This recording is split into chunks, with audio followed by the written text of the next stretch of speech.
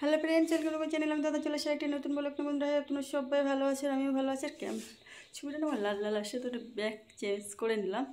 এই দেখো, তো কেমন আছে? তো সরস্বতী পুজোকে সবাইকে অনেক অনেক ভালোবাসার অভিনন্দন বন্ধুরা। তো এখন 12টা, 12:30 বাজে।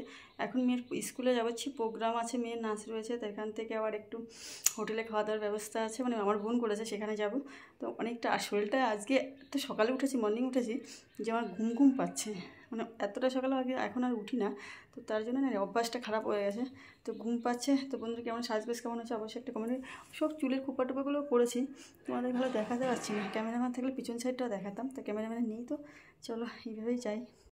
তো বন্ধু, সরস্বতী পুজো বলে কথা, সরস্বতী পুজো সকালবেলা অঞ্জলি দিয়েছিলাম, একদম মানে একটু দূরে চলে গেছিলাম। এখানে মোটামুটি পুজো হচ্ছিলো না, তো মেয়েকে নিয়ে চলে গেলাম পুজো দিতে। আর আমি এত বছরে এখনও কোনো দিন অঞ্জলি দিতে ভুলি না, এই জিনিসটা আমি প্রত্যেক বছর করি।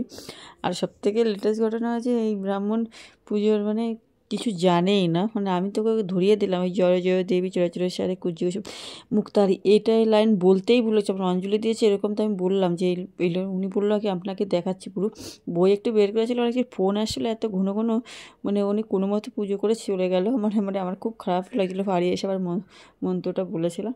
তো বন্ধুরা, এই যে ভাতে করে দিচ্ছে বাচ্চাটার, আর অনেকটা সময় লেট করেই এসছে, ওই জন্য মানে এখনও 3টে পুজো, এই পুজো তো তখন আমরা যখন পুজোতে বসেছি 9টা অলরেডি বেজে গেছে, তারপরে বলছে 3টে পুজো। তাহলে মানে কত কি তাড়াতাড়ি পুজো করেছে, কি শর্টে পুজো করেছে, কোনো মতে মানে 5-10 মিনিটের মধ্যে একটা পুজো কমপ্লিট। ওই জন্য মানে অঞ্জলিটাও ঠিকঠাক বলতে পারেনি, মানে বলার মতো করার দরকার, তবে এরকম করে না করাই উচিত। কারণ এই বাড়ির বাচ্চাটাকে অঞ্জলি দিয়েছে, সেই অঞ্জলিটা মানে হাতে খড়ি দিয়েছে, যে তার জন্যই পুজো করেছে বাড়িতে।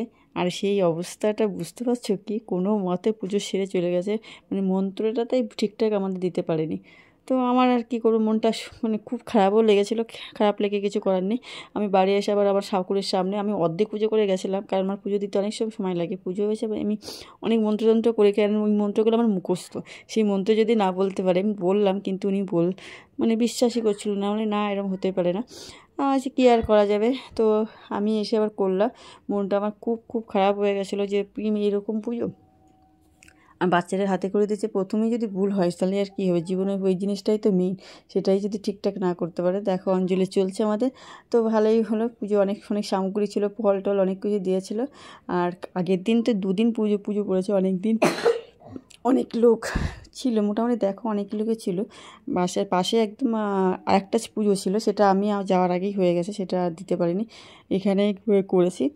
তো সরস্বতী পুজোর দিন এই জিনিসটা না করে যদি পুজো করতাম না, সারাদিন ভালোই লাগতো। তার কারণ অঞ্জলি দিয়ে আবার ছোটোবেলার একটা অভ্যাস, সেই অভ্যাসটাকে পরিণত করে ফেলেছি।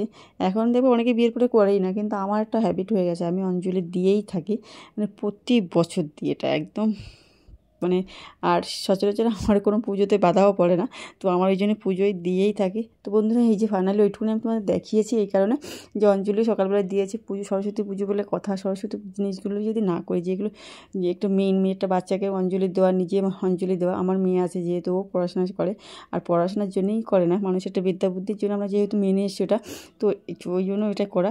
আর এই দেখো চলে এসছে এখানে আমাদের স্কুল ডেকোরেশনটা দেখো, আমাদের দেখো বাচ্চাগুলো সব ড্রয়িং ক্লোজের কাজ টাজগুলো কত সুন্দর করেছে, ক্রাফটের কাজ এত সুন্দর। উপরে দেখো সব ছাতাদের সাজানো, সব বাচ্চাদের, আমাদের সবার গার্জেনদের ছাতা নিয়ে করা, মানে এতটা মানে এত প্রাইমারি স্কুলের লেভেলের, মানে এত ভালো পুজো আমি সত্যি কথা বলতে দেখিনি।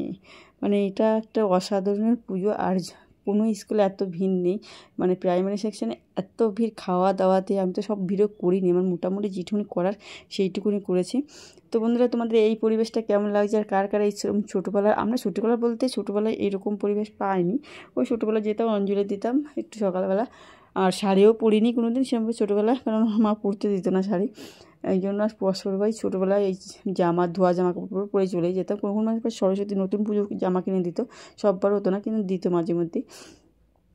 আর শাড়ি, এই দেখো এত সুন্দর, আমার বান্ধবীকে দিয়ে ভিডিও করছি, বলছি বলকে আমি পারি না, ওকে উল্টো পাল্টা করছিলো, আর সে ধরে থাক। তো বন্ধুরা, ওকে দিয়ে এইটুকু করে নিলাম।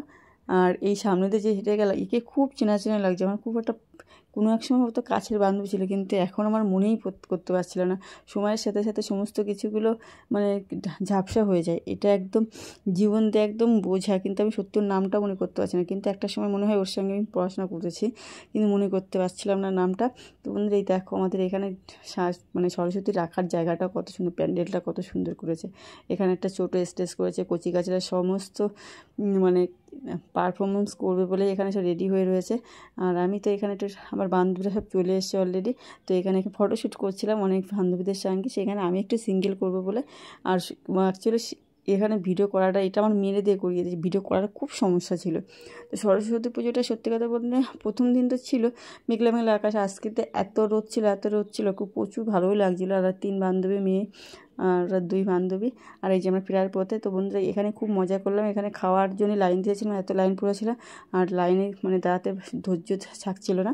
তো আমার আর এক জায়গায় নিমন্ত্রণ ছিল, আর এখানে চলে আসলাম এই যে সেই বিখ্যাত হোটেল 5 স্টার হোটেল। এখানে আমার বোন বলে প্রথমেই বলেছে, ইনভাইট করেছিল, সেখানে চলে আসলাম।